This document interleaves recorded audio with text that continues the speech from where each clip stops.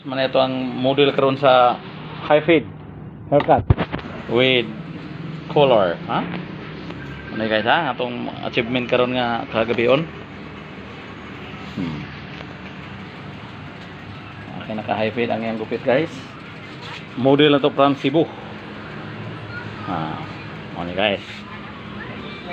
Okay. Ismail, por sa manang mga ano, sa mga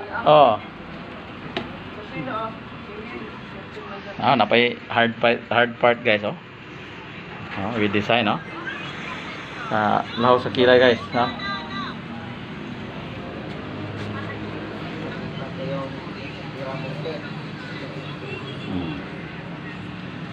upload to YouTube ni guys. Ito na yung abangan niya guys.